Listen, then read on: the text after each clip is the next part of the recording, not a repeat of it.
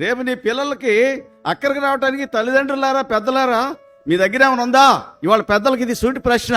ప్రతి సంఘంలో పెద్దలైన వాళ్ళు ఏం చేస్తున్నారంటే వాళ్ళ మునిగిని కాపాడుకోవటానికి పిల్లలు రాకుండా తొక్కి పడేస్తున్నారు.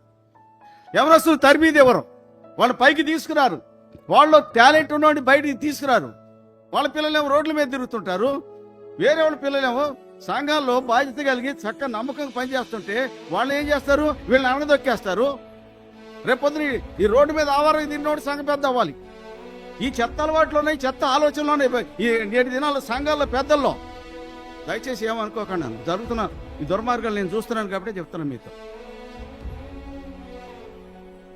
ఆ తర్వాత ఎవరండి? రేపు నేటి బాలలే, నేటి సండే స్కూల్ పిల్లలు, రేపు యవనస్తులే, ఇవాళ యవనస్తులే రేపు సంఘాన్ని నడిపే నాయకులు. ఈ ఇంగిత జ్ఞానం ఉండాలి కదా మనకి.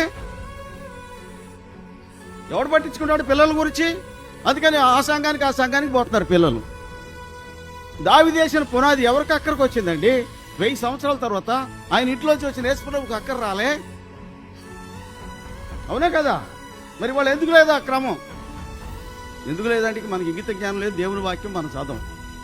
దేవుని వాక్యం చదివితే దేవుని వాక్యంలోని విషయాలు మనకు అర్థమవుతాయి.